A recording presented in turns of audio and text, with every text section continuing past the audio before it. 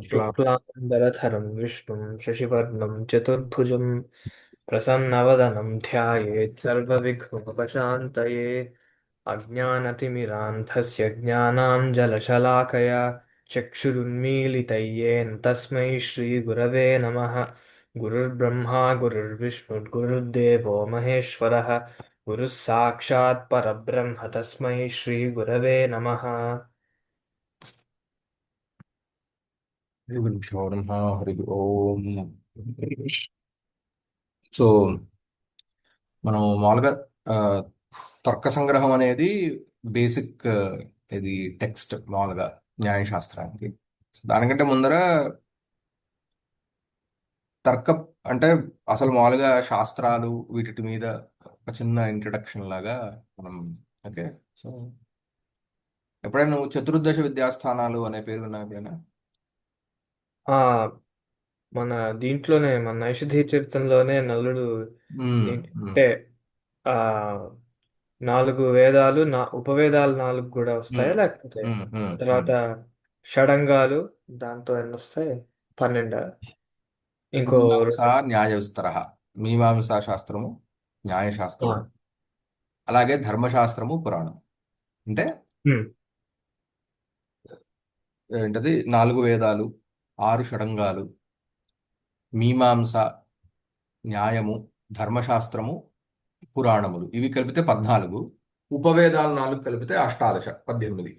ఉమ్, so ఇది మామూలుగా మన ఒక ఒక రకమైనటువంటి అప్రోచ్ అర్థం చేసుకోవడానికి. వీటిట్లలో మీమాంస, న్యాయము అనేవి ఉన్నాయో, మీమాంస అని అంటే అక్కడ పూర్వ మీమాంస, ఉత్తర మీమాంస అని రెండు ఉంటాయి. మనకు మామూలుగా వేదం అనంగానే వేదంలో 4 రకాల భాగాలు ఉంటాయి. ఏంటది? సంహిత, బ్రాహ్మణము, ఆరణ్యకము, ఉపనిషత్తులు. సో సంహితలో ఏముంటాయంటే మంత్రాలు ఉంటాయి. ఈ మంత్రాలను ఏం చేస్తాము అని అంటే మనం యజ్ఞయాగాది క్రతువులలో అక్కడ ఉపయోగిస్తూ ఉంటాం మంత్రాలని. వీటిని ఎక్కడ ఎలా ఉపయోగించాలి అనే విషయం బ్రాహ్మణంలో ఉంటుంది. ఉమ్. అలాగే ఆరణ్యకంలో ఏముంటాయి అని అంటే కనుక ఉపాసనకి సంబంధించినటువంటి విషయాలు, మంత్రాలు ఉంటాయి. ఉపనిషత్తులు అనగానే అది కేవలము బ్రహ్మపరమైనటువంటి విచారణ అంతా కూడా ఉంటుంది. సో దీనిలో కొంత రకంగా ఒక రకంగా చూడాలంటే గృహస్థ, వానప్రస్థ, సన్యాసము అంటే మన 4 ఆశ్రమాలు ఉన్నాయి: బ్రహ్మచర్యము, అవును. గార్హస్థ్యము, వానప్రస్థము, సన్యాసము అని చెప్పాలి. సో గార్హస్థ్యంలో ఏం చేయాలి అంటే పెళ్లి చేసుకున్న తర్వాత మామూలుగా ఏంటి చేయాలి అని అంటే గనక ధర్మాచరణ చేయాలి. ధర్మాచరణ చేయడం అంటే ఏంటి? మనకున్నటువంటి నిత్య విధులని, అంటే ఇప్పుడు మామూలుగా మనకి నిత్యకర్మలు ఏముంటాయి? బ్రహ్మచర్యంలో ఉన్నప్పుడు నిత్యకర్మ, ముఖ్యమైనటువంటి నిత్యకర్మ సంధ్యావందనం చేయటం, అలాగే విద్యార్జన చేయటం, గురువు దగ్గర అంతేవాసుగా ఉండి విద్యార్జన చేయటం. గృహస్థుడుగా ఉన్నప్పుడు చేయాల్సినటువంటి ఇవేం వస్తాయనంటే అంటే సంధ్యావందనం లాంటి నిత్యకర్మలు మాత్రమే కాకుండా అగ్ని ఉపాసన ఇవన్నీ వస్తాయి. అంటే అగ్నిని సేవించడం, నిత్యం అగ్నిని సంరక్షించుకోవడం. అది కాకుండా అతిథి పూజనం, అతిథులు ఎవరైనా ఉమ్, వస్తే వాళ్ళ సత్కారం చేయటం. అలాగే ఆ, ఎవరైనా బ్రహ్మచారులు ఎవరికైనా భోజనం పెట్టాలంటే పెట్టడం. అలాగే ఎవరైనా సన్యాసులు కానీ ఎవరైనా వస్తే గనక వాళ్ళకి కావాల్సినవి కూడా చేయటం. అలాగే వాళ్ళకి కొన్ని ఇప్పుడు ఈ నిత్య కర్మలలో భాగంగా కొన్ని విశేషమైనటువంటి క్రతువులు ఉంటాయి, వాటిని ఆచరించటం. సో ఇట్లా ఉంటుంది. సో బ్రాహ్మణంలో ఉండే భాగము మోస్ట్లీ ఈ గృహస్థాశ్రమంలో ఉన్నటువంటి వాళ్ళకి ఉపయోగించేటటువంటివన్నీ ఉంటాయి. తర్వాత వానప్రస్థం అని అంటే ఇంచుమించుగా ఇప్పటి కాలంలో అంటే ఇప్పుడు కలియుగంలో ఆఫ్ కోర్స్ వానప్రస్థం అనేది నిషిద్ధం అని అంటారు. వానప్రస్థం అంటే వస్తుకట్టే అడవులకు వెళ్ళటం. అవును. ఉమ్, కానీ వనే ప్రస్థ అంటే వనే తిష్టతి అనే అర్థంలో వస్తుందన్నమాట. కానీ ఇప్పటి కాలంలో అది ఏంటి అని అంటే ఒక రకంగా మన రిటైర్డ్ స్టేజ్ ఆఫ్ అంటే రిటైర్మెంట్ ఉమ్, అంటే పోస్ట్ 60s. అవును. అంటే ఉమ్, మామూలుగా ఆ టైంలో ఏం చేయాలి అని అంటే గృహస్థాశ్రమంలో ఉన్నప్పుడు you are indulged with the society and the world a lot. అంటే ఈ సమాజంతో పాటు పిల్లలని అదని ఇదని చాలా బంధాలు ఎక్కువ ఉంటాయి. సో వానప్రస్థం అనేది ఒక రకంగా కొంచెం ఆ బంధాల నుంచి బయటికి రావడం. ఇంకా చాలు, నాకు ఈ ఇంటెలిజెన్స్ ఇన్ సంసారం అనేది చాలు, ఐ స్టెప్ బ్యాక్ అండ్ ఉపాసన ఏదో చేసుకుంటా అనే అనే స్థాయి అనమాట, అనే స్థితి. సో ఇప్పటికి అది మనం ఒక మానసిక స్థితిగా తీసుకోవచ్చు, విచ్ ఇస్ వెరీ హార్డ్. చాలా మందికి ఇది చాలా కష్టంగా ఉంది ఈ రోజుల్లో. ఏంటి, ఆహా. టు డిసోసియేట్ అంటే కొంచెం డిస్టెన్స్ మెయింటైన్ చేసి జనాలతో కాస్త ఇన్నర్ ఇంట్రాస్పెక్షన్ చేసుకోవటం అనేది చాలా కష్టంగా ఉంటుంది పాపం. అది అంత ఈజీ కూడా కాదు. సో ఉమ్, అది వానప్రస్థం అయితే. సన్యాసం అంటే పూర్తిగా అన్ని వదిలేయటం, ఇంకా నాకు ఎవ్వరితో సంబంధం లేదు అని అనుకుని ఉండటం. సో ఈ వానప్రస్థానంలో ఉన్నప్పుడు వాటికి సంబంధించినవి ఆరణ్యకం అనే భాగంలో. అలాగే ఈ సన్యాసులకు సంబంధించింది ఏంటంటే కేవలము బ్రహ్మ విషయకమైనటువంటి విచారం. బ్రహ్మ అంటే ఎవరో కాదు, నేనే. ఉమ్, ఈ అంశాన్ని కి సంబంధించినవన్నీ విషయాలు ఉపనిషత్తులలో ఉంటాయి. తర్వాత సరే ఇవి ఉంటే మిగతావన్నీ ఎందుకు, మరి దీనిలోనే చాలా విషయాలు వచ్చేసాయి కదా అని అంటే, ఇవి వీటిని అపౌరుషేయాలు అని అంటారు. పురుషేణ కృతం పౌరుషేయం, ఉమ్, ఎవరైనా కూర్చొని రాసింది. న పౌరుషేయం అపౌరుషేయం. అంటే దీని లక్షణాలు అవన్నీ పక్కన పెట్టేసేస్తే మామూలుగా అభిప్రాయం ఏంటి ఇక్కడ అంటే, ఋషులు దర్శించినటువంటి విజ్ఞానం, ఋషులు దర్శించినటువంటి నాలెడ్జ్ ని మనం అపౌరుషేయంగా భావిస్తాం. దర్శించడం అంటే ఏంటంటే వాళ్ళు తపస్సు చేసుకుంటూ ఉండగా వాళ్ళకి స్ఫురించినవి. కాబట్టి అందుకనే మనం మంత్రద్రష్టలు అంటాం. సో ఎవరైనా సరే మంత్రాన్ని దర్శిస్తారు, మంత్రాన్ని కూర్చొని ఎవరు రాయరు. సో ఉమ్, మనకి ఈ వేద భాగం అన్నీ కూడా దర్శనం వల్ల వచ్చినది. సో అందుకని మామూలుగా ప్రతి మంత్రానికి కూడా ఆ, మనకి యజుర్వేదంలో అంతగా ఎక్స్ప్లిసిట్ గా లేదు కానీ ఋగ్వేదంలో ఇప్పటికీ ఆ సంప్రదాయం ఉంది. ఆ మంత్రాలు చదివేటప్పుడు ఆ మంత్రాన్ని దర్శించినటువంటి ఋషి ఎవరు. సో ఇప్పుడు నీకు ఆ, మనం గాయత్రి మంత్రాన్ని కూడా ఋషిని చెప్పుకుంటాము. హ్మ్. ఉమ్, సో ఋషి ఎవరు, అలాగే ఛందస్సు ఏమిటి, ఛందస్సు అది ఏ ఛందస్సులో, ఛందస్సు అంటే మీటర్, ఉమ్, ఎందుకంటే ఇవన్నీ రిథమిక్ ఫార్మ్స్ లో ఉంటాయి కాబట్టి మీటర్. ఇవేమిటి, ఇవన్నీ కూడా వస్తాయి అన్నమాట. సో ఋషులు దర్శించినటువంటి విజ్ఞానం ఇది. కాబట్టి ఇది సహజంగానే కాంప్లెక్స్ గా ఉంటుంది. ఆ, అంటే ఇది ఎట్లాంటిది అని అంటే, ఇప్పుడు మనకి ఒక అవుట్పుట్ వచ్చేసింది, దాన్ని ఎలా మనం అర్థం చేసుకోవాలి అనేదే మొత్తం ప్రయత్నం. ఉమ్, అంతేగాని ఇది ఎందుకు కుదరదు, ఇది కుదురుతుందా లేదా అనే అప్రోచ్ ఉండదు ఎంక్వైరీలో. ఇప్పుడు మనకి ఇది ఋషులు దర్శించారు కాబట్టి దీన్ని నేను ఎలా అర్థం చేసుకోవాలి, ఉమ్, అది తప్పు అవ్వడానికి వీల్లేదు, తప్పు అవ్వలేదు. ఎందుకు అని అంటే అది దర్శింపబడినటువంటి విద్య. కాబట్టి దానిలో తప్పులు ఎంచకూడదు. తప్పులు ఎంచటం అంటే మనకు అది అర్థం కాకపోవడం. ఇది ఆ, సరిగ్గా లేదు అని అంటే దానికి నాకు అది అర్థం కాల. ఆ ఆ సిస్టమ్ అంత కాంప్లెక్స్ గా ఉంది కాబట్టి నాకు అది అర్థం కాలేదు కాబట్టి దానిలో తప్పులు వెతుకుతున్నాం లాంటిది. సో మన అప్రోచ్ ఎప్పుడు కూడా అంటే వాట్ ఈస్ ద డిఫరెన్స్, ఇంక్వైరీలో తేడా ఏమిటి, మన ఆ, పద్ధతి భారతీయ ఆ, ఈ దీన్ని మనం అంటే శోధన లేకపోతే అర్థం చేసుకునే పద్ధతికి మిగతా వాటికి తేడా ఏమిటంటే, మనకి ఎండ్ రిజల్ట్ అనేది మనకి ఫస్ట్ మనం ముందర పెట్టుకొని ఈ ఎండ్ రిజల్ట్ ఎలా వచ్చింది అనే దాని మీద ఎంక్వైరీ ఉంటుంది. ఆ, మనకి ఎండ్ రిజల్ట్ మనం రీసెర్చ్ చేయడం మొదలుపెట్టిన తర్వాత వచ్చింది ఎండ్ రిజల్ట్ అవ్వదు. మనకి ఎండ్ రిజల్ట్ ఉంది, it's more like reverse engineering లాంటిది. ఎండ్ రిజల్ట్ ఉంది, ఇప్పుడు ఇది ఎలా కుదురుతుంది అనేది ఇంక్వైరీ అన్నమాట ఎక్కువగా.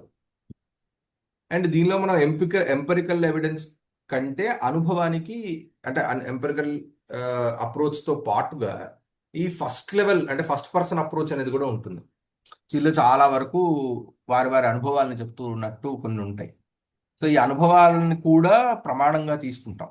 ఓకే, ఫలానా ఆయన ఇలా చెప్పారు, ఇలా ఉంటుంది అంటే ఓకే అలా ఉంటుందిట, అది ఎలా కుదురుతుంది అనే దాని మీద వెళ్తుంది. కానీ ఎవరికో అనెక్డోటల్ అంటే ఇప్పుడు మామూలుగా ఎంపెరికల్ రీసెర్చ్లో ఏమంటారు అని అంటే వాళ్ళకి ప్రతిదీ కూడా కుదరాలి, భూయో దర్శనం కావాలి వాళ్ళకి, చాలా చోట్ల దాన్ని చూడాలి, చాలా చోట్ల దాన్ని నిరూపణ చేస్తే గానీ అది ఆ, సిద్ధించినట్టు ఒప్పుకోరు. కానీ ఓ, మనకేంటి అంటే ఆ, ఆ, కొన్ని యునీక్ ఎక్స్పీరియన్సెస్ ఉంటాయి. అది ఎవరో ఒకడికో ఇద్దరికనే కలుగుతాయి. దీన్ని ఇప్పుడున్న మోడర్న్ పద్ధతుల్లో దాన్ని అనెక్డోటల్ రెఫరెన్స్ అంటారు. అది ఎక్కడో anecdotal గా వచ్చింది కాబట్టి దాన్ని ప్రమాణంగా తీసుకోలేము, because that cannot be recreated. The అవును. హోల్ ఇప్పుడున్న సైంటిఫిక్ మెథడాలజీ మొత్తం కూడా ఏంటంటే ఇట్స్ అబౌట్ రీక్రియేషన్. ఎందుకు ఇంత ఎంపెరికల్ దీని మీద ఎందుకు ఎక్కువ ఇది అని అంటే, నాకు కావాల్సి వచ్చినప్పుడు నేను మళ్ళీ దాన్ని రీక్రియేట్ చేయగలిగితేనే అది పాసిబుల్ అనే ఒక నోషన్తో ఈ అప్రోచ్ ఉంటుందన్నమాట. కానీ మనకేంటినంటే డైవర్జెన్సీ ఎక్కువ. డైవర్జెంట్ అనే మూవీ చూసా ఎప్పుడైనా? డైవర్జెంట్ ఆ. సిరీస్ ఉంది కదా. సో దానిలో ఏ అంటే దానిలో ఏంటి మామూలుగా ఇట్స్ అబౌట్ మ్యూటేషన్ లాంటిది. అంటే ఏంటి, అందరూ ఉన్నట్టుగా కాకుండా ఒకడెవడో కాస్త డిఫరెంట్గా ఉంటాడు. అవును. సో అంటే వాళ్ళు ఆ 4 సెక్స్ కి సంబంధించినటువంటి గుణాలు వాళ్ళలో కనిపిస్తుంటాయి, ఆ ఆ. డైవర్జెంట్ ఎవరైతే ఉన్నారో. సో ఇది ఎలా కుదురుతుంది అని అంటే గనక, అది కూడా కుదురుతుంది. అంటే అందరూ ఒకే రకంగా ఉండాల్సిన అవసరం లేదు అనేది మన సిద్ధాంతం. వాడి వాళ్ళ పాపపుణ్యాలను అనుసరించి, ప్రారంధాలను అనుసరించి.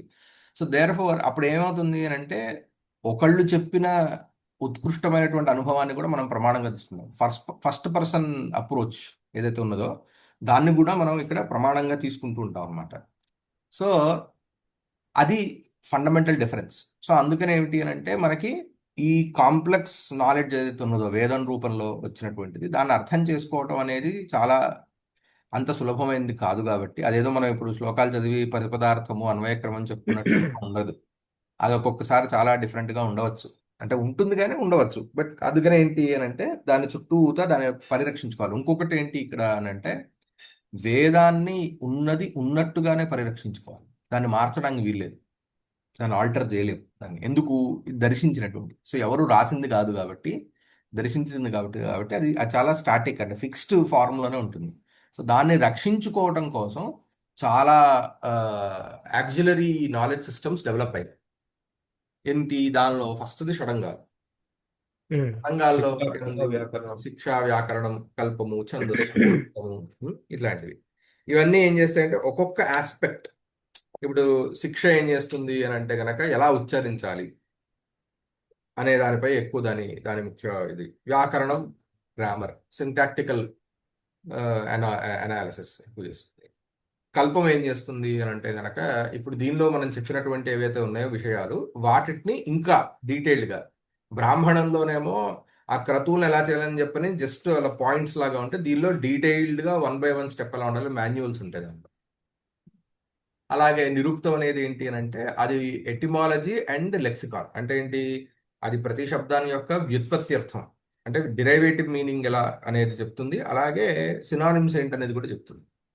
ఉమ్.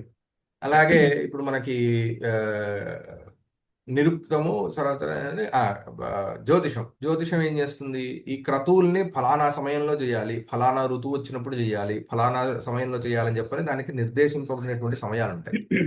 ఆ సమయాలని నిశ్చయించుకోవడం ఎట్లా అంటే దాన్ని జ్యోతిషం. వస్తుకైతే జ్యోతిషం అనేది ప్రిలిమినరీలీ ఇట్ వాజ్ ఆస్ట్రానమీ. తర్వాత ఆస్ట్రాలజీ దాని నుంచి పుట్టుకొచ్చింది అనమాట. ఆ.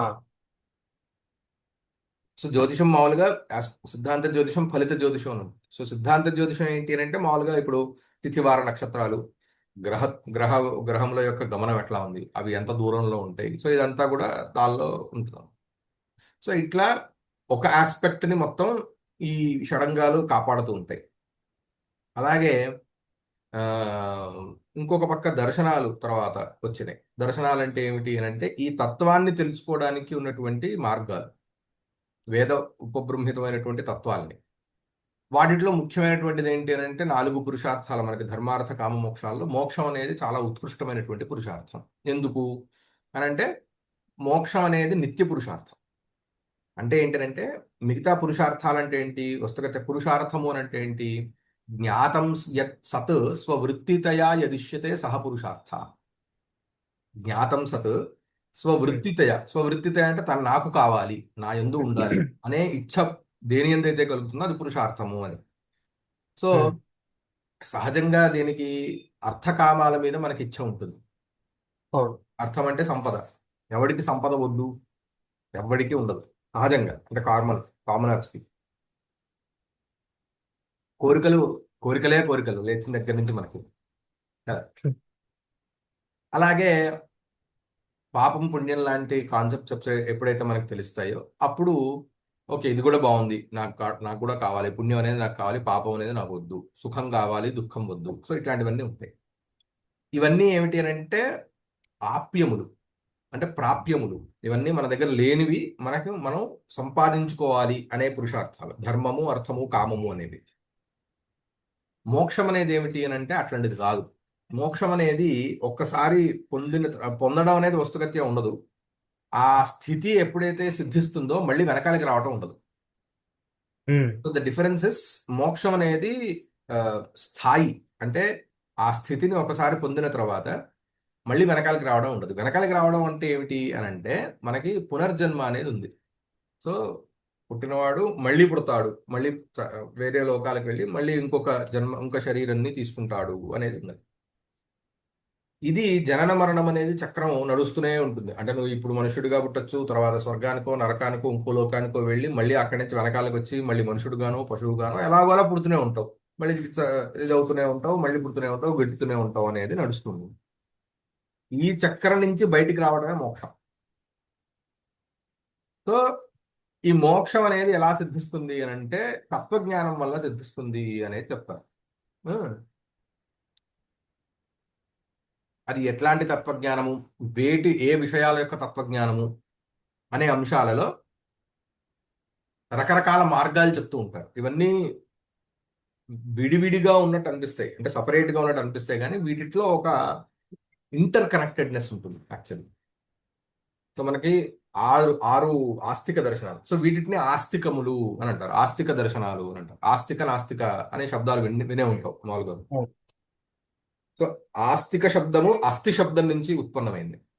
ఉమ్, అంటే అస్థి, అస్థేరఢకు అని చెప్పని సూత్రం. అస్థి శబ్దాత్ ఢక్ ప్రత్యయ భవతి. ఏంటది అస్థి? కిమస్తి? అస్థి పరోలోక అని. అంటే మృతి చెందిన తర్వాత వేరే లోకము కూడా ఉన్నది అని ఎవరైతే విశ్వసిస్తారో వాళ్ళు ఆస్తికులు అని.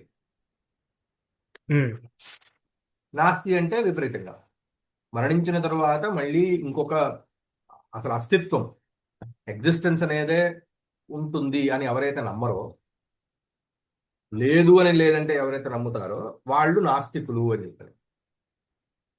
ఆ, సో కానీ దీన్ని ఎంతటితో సీమించకుండా, దాన్ని సీమితం చేయకుండా, ఆ, దాన్ని ఇంకొంచెం nuanced గా వెళ్ళి ఏం చేస్తారంటే ఎవరైతే వేదానికి ప్రమాణాన్ని అంగీకరిస్తారు, వేదము ప్రమాణము అని, వేదము అథారిటీ అని చెప్పని ఎవరైతే అంగీకరిస్తారో వాళ్ళు ఆస్తికులు అని, ఎవరైతే వేదాలని ప్రామాణికంగా అంగీకరించరో వాళ్ళు నాస్తికులు అని చెప్పని దాని తర్వాత కొంచెం రిఫైన్ చేయాలి.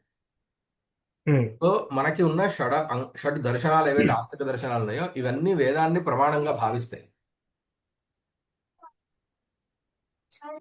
వేదాన్ని ప్రమాణంగా భావించడం అంటే ఏమిటి అని అంటే వేదంలో చెప్పిన విషయాలు నిజమే, అది ఎలా ఉంది అనేది నేను అర్థం చేసుకోవడానికి ప్రయత్నం చేస్తా అనే అప్రోచ్.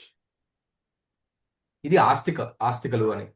నాస్తికులు అంటే ఏంటి? వేదాన్ని ప్రమాణంగా ఒప్పుకోము, వేదంలో చెప్పినవి నిజము అని మేము ఒప్పుకోము అని చెప్పిన వాళ్ళు. మరి ఏమిటి, మరి ఏది నిజం అని అంటే మాది ఇది అని చెప్పిన వాళ్ళ వరల్డ్ వ్యూని, వాళ్ళ థియరీస్ ని, వాళ్ళు స్కూల్ ఆఫ్ థాట్ ని వాళ్ళు ముందరికి తీసుకెళ్లారు. దానిలో ఎవరు? జైనము, బౌద్ధము, చార్వాకము ముఖ్యమైనటువంటిది. ఓకే.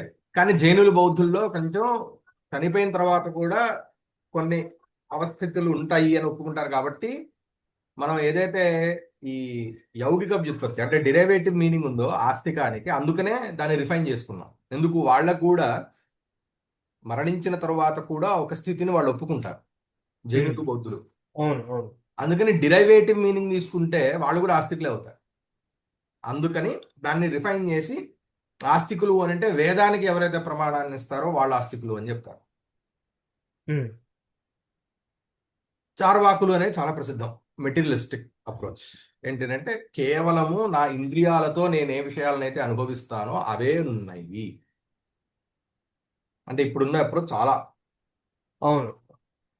చివరికి ఇమోషన్స్ ని కూడా నువ్వు మసిల్ కంట్రాక్షన్స్ తో నిరూపిస్తే తప్ప దాని ఎగ్జిస్టెన్స్ ని ఒప్పుకునే పరిస్థితిలో ఉంటారు. ఏంటి? ఇమోషన్స్ అందరూ ఎక్స్పీరియన్స్ అవుతూనే ఉంటారు, కాకపోతే నువ్వు ఇంకొకటికి దాన్ని నువ్వు నిరూపించలేవు. నువ్వు అనుభవించగలవు కానీ నువ్వు నిరూపించలేవు. కానీ ఆ అప్రోచ్ ఎంతవరకు అది తారాస్థాయికి వెళ్తుంది అని అంటే మసిల్ కంట్రాక్షన్స్, హార్మోనల్ ఇప్పుడు డోపమైన్ వస్తుంది, కెమికల్ ఫార్ములా అది వస్తుంది, లేకపోతే కొన్ని పేర్లు ఏవో హార్మోన్ల పేర్లు చెప్పి ఇవి వస్తాయి. సో నీకు ఈ ఇమోషన్ ఉంటే అంటే ఆ పర్టిక్యులర్ కెమికల్ రిలీజ్ అయితే తప్ప వీడికి ఇమోషన్ ఉందనేది వీళ్ళు ఒప్పుకోరు. వాడేమో నాకు ఉందిరా బాబు అని చెప్పి వాడు చెప్తున్నా కూడా వాళ్ళు ఒప్పుకోరు దాన్ని. ఉమ్, సో అంటే ఏమిటి, ఇదంతా కూడా వాడికి కంటికి కనిపించాలి ఏదో రకంగా దాన్ని, లేకపోతే వాడికి ఏదో, సో దానిలో తారాస్థాయికి వెళ్ళిపోవడం అనమాట. అదేంటది అని అంటే కేవలము నాకు ఏదైతే అనుభవంలోకి వస్తుందో, ఇంద్రియాల ద్వారా నాకు ఎప్పుడైతే తెలుస్తుందో అప్పుడే అది ఉన్నట్టు నేను ఒప్పుకుంటాను అని అంటాడు. ఆ, వీళ్ళు ఎవరు, చారువాకులు. చారు వాక్కులు వాళ్ళు. చారు చారు అంటే ఏమిటి, సుందరం. ఆ, సుందరమైన వాక్కు, అందుకని వాళ్ళు చెప్తున్న విషయాలు చాలా బాగున్నాయి అనిపిస్తాయి. ఉమ్, అంతే కదా. ఇప్పుడు నువ్వు ఇక్కడ మాత్రమే కాదు, నువ్వు చచ్చిన తర్వాత మళ్ళీ పుడతారా అనేది బాలా వినడానికి. ఎందుకు అంటే అనుభవంలో లేదు మనకి. అందుకని ఇదంతా కాదు. వాళ్ళు చెప్పినవి ఎలా ఉంటాయి, రుణం కృత్వా ఘృతం భవేత్ భస్మీభూతస్య దేహస్య పునరాగమనం కుతః. ఉమ్, హాయిగా ఎందుకు, చచ్చిపోయిన తర్వాత మళ్ళీ పుట్టేది లేదు. సో నువ్వు ఉన్నది ఇప్పుడు ఎందుకు అని అంటే ఇంద్రియాలతో హాయిగా అంటే సుఖాన్ని అనుభవించడం కోసం. కాబట్టి నీ దగ్గర డబ్బు లేకపోతే అప్పు తీసుకో, సుఖాన్ని అనుభవించు, చచ్చిపో. ఎవడు చూసొచ్చాడు మళ్ళీ భస్మం అయిపోయిన ఈ దేహం మళ్ళీ ఏమైనా పుట్టుకొస్తుందా ఏమిటి, ఏం రాదు. కాబట్టి శుభ్రంగా అలా బతికేయి అని చెప్పి ఒక హీడనిస్టిక్ అప్రోచ్ లోకి తీసుకెళ్తుంది అనమాట. సో ఇలా ఈ దర్శనాలలో, అలాగే ఇవి దర్శనాలు. దీనిలో మళ్ళీ కొన్ని సబ్సెట్స్ ఉన్నాయి. ఇప్పుడు వేదాంతాన్ని తీసుకుని అనుకో, వేదాంతంలో సబ్సెట్స్ చాలా ఉన్నాయి. ఇప్పుడు అద్వైతము, ద్వైతము, విశిష్టాద్వైతము, శుద్ధాద్వైతము, ఆ, ఇట్లా శైవాద్వైతము, ఇట్లా రకరకాలుగా దానిలో మళ్ళీ ఉపనిషత్తులని ఈ యొక్క తత్వాన్ని తెలుసుకోవడానికి ఆచార్యులు, రకరకాల ఆచార్యులు, శంకరాచార్యులు గారి తర్వాత చాలా మంది చాలా డిఫరెంట్ వ్యూ పాయింట్స్ తో వచ్చి వాళ్ళ ఫిలాసఫీస్ని ఈ రోజున మనం అది బాగా ప్రసిద్ధం. ఇప్పుడు రాఘవేంద్ర మఠం అని ప్రసిద్ధంగా ఉంటుంది. వాళ్ళు మాధ్వులు అంటారు. వాళ్ళు ఏంటి, వాళ్ళు ద్వైతాన్ని అనుసరిస్తారు. ఇప్పుడు ఎవరైతే వైష్ణవులు ఉంటారో వాళ్ళు విశిష్టాద్వైతాన్ని అనుసరిస్తారు. అలా వల్లభాచార్యులను ఉన్నారు, వాళ్ళేమో శుద్ధాద్వైతం అనమాట. సో ఇట్లా ఇవి ప్రసిద్ధమైనటువంటి అద్వైతం మనకు తెలిసిందే. ఇప్పుడు శంకరాచార్యులు వారు, ఇప్పుడు మనం ఇదంతా ఉన్నది అద్వైతం, స్మార్త పరంపరలో ఉన్నదల్లా అద్వైతం అన్నమాట. దీనితో పాటు ఉపవేదాలలో ఇప్పుడు ధనుర్వేదము, ఆయుర్వేదము, అర్థశాస్త్రము, అలాగే గాంధర్వ వేదము, శిల్పశాస్త్రము, ఇవన్నీ కూడా దానిలోకి వస్తాయి అన్నమాట. సో ఇవి ఆ, ఉపవేదాలు. తర్వాత మనకి ధర్మశాస్త్రాలు ఉన్నాయి.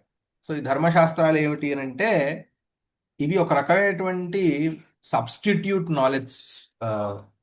నాలెడ్జ్ సోర్సెస్ అన్నమాట. అంటే ఏంటి అని అంటే వేదం ఈ రోజున మనకి ఏదైతే ఉపలభ్యమానంగా ఉన్నదో, ఏదైతే మనకి పఠన పాఠన క్రమంలో సంప్రదాయంలో ఉన్నదో, అది చాలా మైన్యూట్ పాయింట్, అంటే మేబీ 2 or 3%.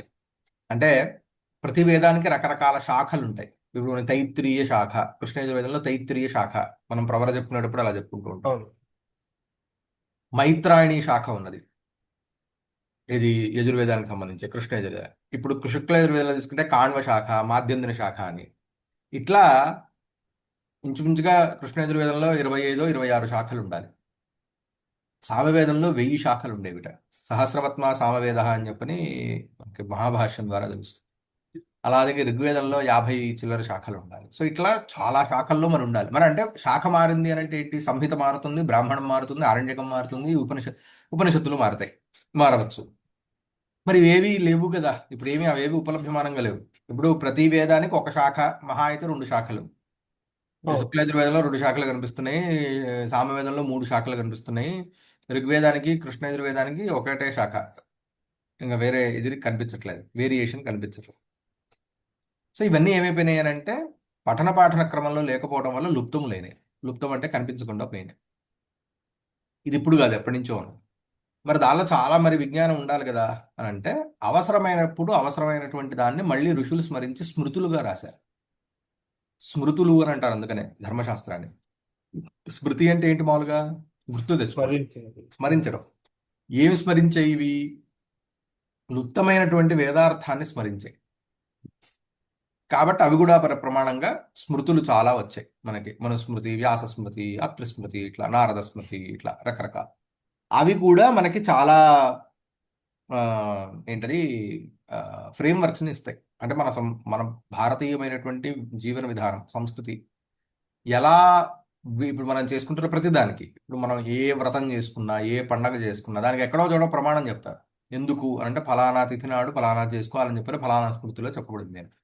సో మన డే టు డే లైఫ్ ఈ రోజున మనం ఏదైతే ఉన్నామో దానికి స్మృతులతో చాలా సంబంధం ఉంటుంది. వేదంతో ఉంటుంది కానీ వేదంతో కంటే స్మృతులతో చాలా సంబంధం ఉంటుంది. ఇవి ధర్మశాస్త్రాలు. అలాగే పురాణములు, ఇతిహాసాలు, అష్టాదశ పురాణాలు, అష్టాదశ ఉపపురాణాలు, ఇతిహాసం రామాయణ మహాభారతాలు. సో ఇవన్నీ కూడా ఏం చెప్తున్నాయి? వైదికమైనటువంటి ధర్మాన్నే మళ్ళీ చెప్తూ ఉంటాయి. అంటే వేదంలో చెప్పినటువంటి ఫండమెంటల్స్, ఫౌండేషన్స్ కి విరుద్ధం కాకుండా ఉండేటటువంటి విషయాలనే ఇవన్నీ కూడా చెప్తూ ఉంటాయి. ఉమ్,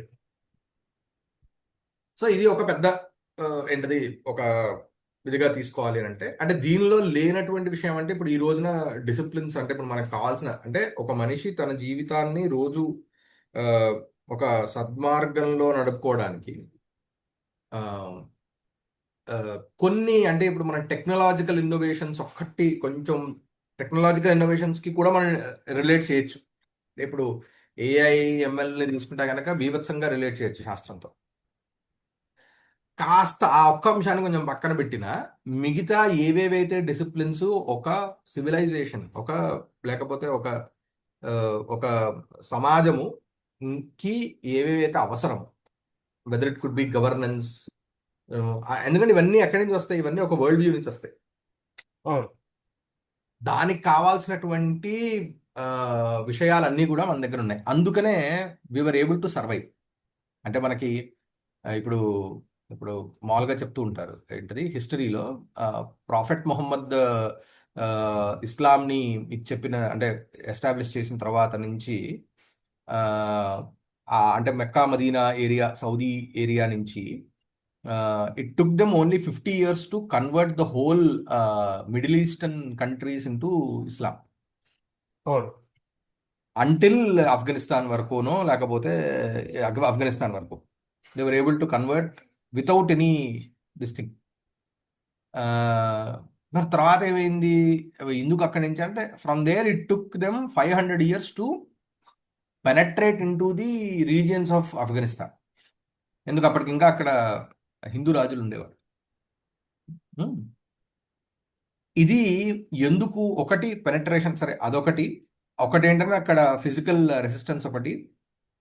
రెండు, తర్వాత వాళ్ళు ఇంచుమించుగా 800 ఏళ్ల పాటు 1200 ఏళ్ల పాటు వాళ్ళు ఆ, ఏంటది భారతదేశాన్ని పరిపాలించిన తర్వాత బ్రిటిషర్లు వచ్చి ఇంకొక రకంగా ఇచ్చేసిన still were able to survive.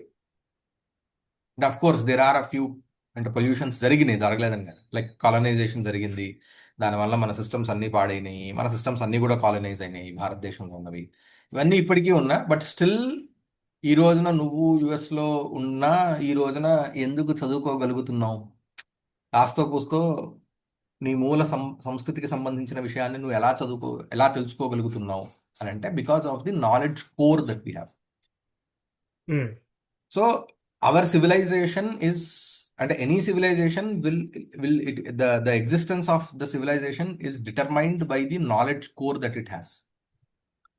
So మిగతా సంస్కృతులకి మన సంస్కృతికి ఉన్నటువంటి తేడా ఏమిటి అంటే మనది చాలా గాఢమైనటువంటి ఒక విజ్ఞానాన్ని ఆధారం చేసుకొని ఉన్నది. కాబట్టే మనం ఈ రోజుకి మనం దీని గురించి మాట్లాడుకోగలుగుతున్నాం. నేను ఎక్కడో ఉన్నా, నువ్వు ఎక్కడో ఉన్నా సరే ఈ విషయం గురించి మనం మాట్లాడుకోగలుగుతున్నాం. సో ఇవి ఫౌండేషన్స్ అన్నమాట. సో అందుకనేంటి ఏ సివిలైజేషన్ అయినా అంటే ఇప్పుడు టెక్నాలజికల్ ఇన్నోవేషన్స్ ఎసెన్షియల్ కాదా అంటే అవును, ఈ ఎమర్జింగ్ వరల్డ్లో అవన్నీ కూడా. కానీ బట్ ఎంత టెక్నాలజికల్ ఇన్నోవేషన్స్ ఉన్నా మనిషిగా వాడికి కావాల్సినటువంటి విషయాలని చెప్పేటటువంటి సంప్రదాయములు ఉండాలి. లేకపోతే ఏమవుతుంది? నీ దగ్గర చాలా టెక్నాలజీ ఉంటుంది కానీ, డబ్బు ఉంటుంది కానీ నీకు అసలు రోజు నువ్వు ఎట్లా బతకాలో, ప్రశాంతంగా ఉండాలో నీకే తెలియదు. ఎందుకు? Technology is driving us crazy. ఆ పరిస్థితి మన కళ్ళ ముందే ఉంది. చూస్తున్నాం కదా, వీఆర్ ఆల్ ఎక్స్పీరియన్సింగ్ కదా. ఈ రోజున we are talking about reduced attention spans, అంటే మీనింగ్లెస్నెస్ క్రైసిస్ అంటున్నారు. సో అదే. పర్పస్ ఏంటి జీవితంలో తెలియట్లేదు. డబ్బులు ఒకటేనా అంటే డబ్బులు సంపాదించిన తర్వాత ఏం చేయాలి? You are not knowing. So so కొందరేమో న్యూ వరల్డ్ ఆర్డర్ అంటాడు, ఇంకోటి వచ్చేమో జెండర్ ఫ్లూయిడిటీ అంటాడు. ఆ, ఏమిటేమిటో చెప్తూ ఉంటారు. సో ఇట్స్ ఆల్ వెరీ ఏంటది, ఒక మంచి ఫ్రేమ్వర్క్ చెప్తారు. How is the contemporary world అంటే ఇట్స్ బేనీ అని చెప్తారు, బిఏఎన్ఐ. బ్రిటిల్, ఉమ్, యాంగ్జియస్, ఎన్ అంటే నాన్ లీనియర్, అండ్ ఐ అంటే incomprehensible. Um, it's very brittle, చాలా సున్నితంగా ఉంది. ఎందుకు అని అంటే కనుక you never know what is going to break down, which system is going to break down, ఏ రోజున it's going to melt down. అంటే ఫైనాన్షియల్ మెల్ట్ డౌన్ ఎప్పుడు అవుతుంది అనేది ఎవరికి తెలియదు. So it will lead to anxiety. And even the systems are so brittle that, recently Microsoft laid off around 12,000 people, Google laid off 9,000 people. So you never no, ఏవేవైతే institutions చాలా ఫామ్గా ఉన్నాయని అనుకున్నారో వాళ్ళందరూ కూడా ఇప్పుడు చేతులెత్తేసి రకరకాల కారణాలు చెప్పి Microsoft despite earning lot of profits జనాల్ని తీసేస్తున్నారు. So it's very anxious and it's incomprehensible, you are not knowing, and it's non linear. ఏది ఎందుకు ఎప్పుడు ఎలా జరుగుతుందో ఎవరికి అర్థం కావట్లా. ఎప్పుడు 3 రోజులు ఉంటుంది అనుకుంటున్న రష్యా యుక్రెయిన్ వార్ ఇప్పటికీ నడుస్తూనే ఉంది, 3.5 ఏళ్ల తర్వాత కూడా ఇంకా నడుస్తూనే ఉంది. So you never know, it's non comprehensible and I mean and it's అంటే incomprehensible and non linear, you not able to understand. So this is all leading to what a very uncertainty జీవితానికి. But మన నాలెడ్జ్ మనకి ఏమిస్తుంది, this is how the world is అని తన తన స్వభావం అదే అయినా మనిషిగా నీకు ఎక్కడి నుంచి స్థైర్యం వస్తుంది, దానికి కావాల్సినటువంటి ఉపాయాలు ఏమిటి. ఇఫ్ యూ కెన్ యాక్చువల్లీ మనల్ని మనం గనక సరిగ్గా మౌల్డ్ చేసుకొని మనం గనక మానసికంగా స్థైర్యంగా ఉండగలిగితే ప్రపంచం ఎంత అతలాకుతలం అవుతూ ఉన్నా సరే you will be able to manage, you will be able to face all those challenges and ఇది. సో ఈ నాలెడ్జ్ కోర్ అందుకనే చాలా ముఖ్యం అయినటువంటి విషయం. And this is the reason, అంటే ఇప్పుడు ఏవేవైతే విషయాలు, అంటే ఏవేవైతే రకరకాల ఆ, వాంగ్మయం గురించి మనం మాట్లాడుకున్నామో, these form the foundations of what భారతీయత ఇస్. ఎక్కడున్నా సరే, మనం ఏ దేశంలో ఉన్నా సరే, ఆ, భారతీయత అనేది ఒక ఐడియాలజీ లేదా, అంటే it comes from this knowledge source. So who um. Ever is attached to this knowledge source, he can be considered to be a భారతీయ. అది మనల్ని మిగతా అన్ని సివిలైజేషన్స్తో కానీ మిగతా అన్ని వరల్డ్ వ్యూస్తో కానీ సర్వైవ్ అవ్వడానికి కారణం. సో దీనిలో ఇప్పుడు న్యాయము వైశేషికము అని ఏదైతే ఆస్తిక దర్శనాల్లో 2 ఆస్తిక దర్శనాలు ఉన్నాయో, వాటి యొక్క మేళవింపు తర్వాత తర్వాత కాలాల్లో నవ్య న్యాయ శాస్త్రంగా మారిందనమాట. కొన్ని అంశాలు వైశేషికం నుంచి, కొన్ని అంశాలు న్యాయ దర్శనం నుంచి తీసుకొని నవ్య న్యాయ శాస్త్రము అని 14th century నుంచి ఇంచుమించుగా అది మారిందన్నమాట.